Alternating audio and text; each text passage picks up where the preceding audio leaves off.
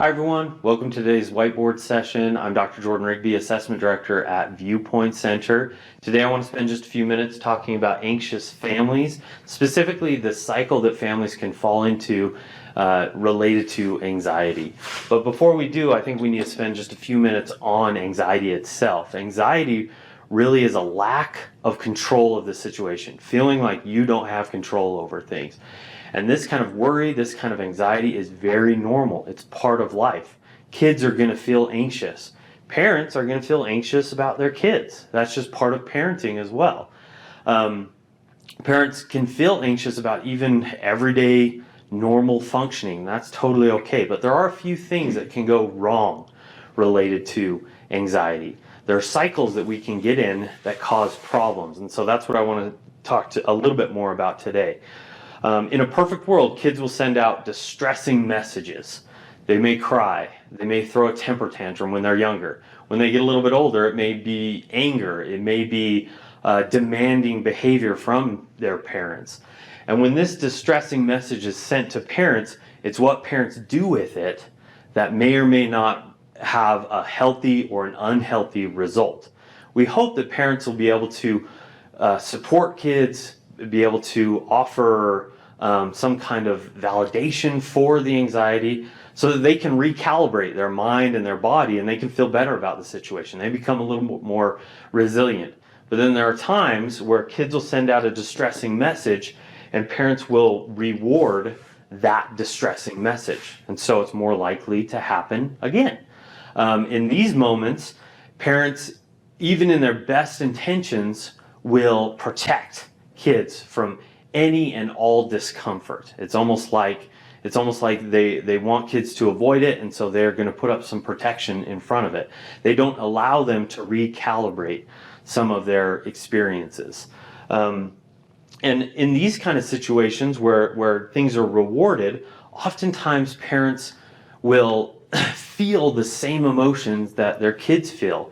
As parents, we may see our kids as an extension of ourselves and feel what they feel. And then even in some situations, kids take on not only their own emotions, they feel like they have to manage themselves, but also the emotions of their parents. And that can be very tricky. They're trying to deal with themselves. To have to deal with parents and themselves is going to be even more difficult. And in many of these situations, what results is a learned catastrophic reaction. Essentially, it's when nobody can manage the situation. Nobody is able to deal with it. Kind of what we're telling the kids is, you can't handle this, so I'm going to take it all on. And the parents feel very, very anxious. As parents, we can fall into this trap. And this is something that parents, families will not grow out of necessarily. It's something that needs to be learned out of. And really, to explain that process, I've invited Britten, our clinical director at ViewPoint Center, to kind of explain to us how this might all work in a therapeutic setting. Hello, thanks for having me. Yeah, thanks for coming. All right, so let's talk about how this plays out with our teens. And as parents, oftentimes what parents do will, solve their kids' problems. I don't want them to have to stress about this. I don't want them to feel anxious, so I'm going to solve it for them. Or avoidance. My kid wants to stay home from school because they're super anxious. I'm going to allow that to happen one day. But what happens is that sometimes that goes into a second day, third day, fourth day. Remove the stress, right? If my kid is not exposed to any stress, then they're not anxious, and then I'm not anxious.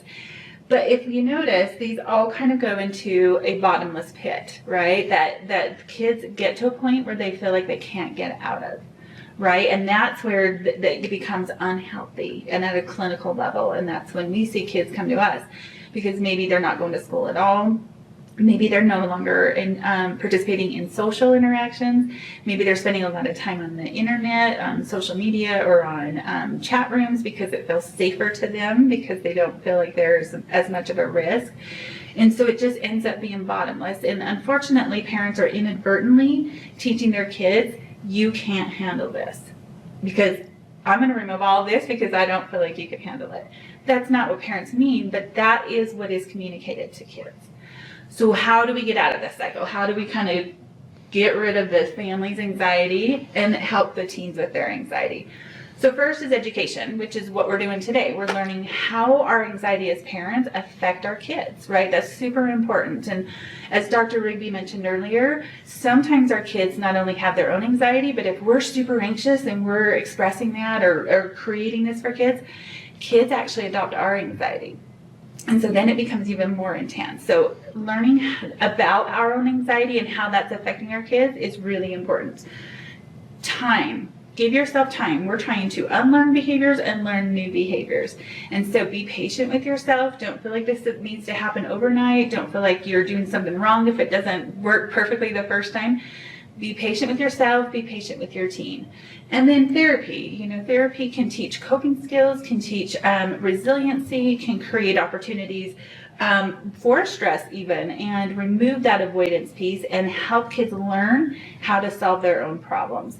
And parents can do the same thing in the therapeutic setting too. Parents, while their teens are in, parents are also learning how to manage their own anxiety. Thank you, Britten. So if you have any questions about any of this, feel free to contact either of us at ViewPoint Center, and have a great day.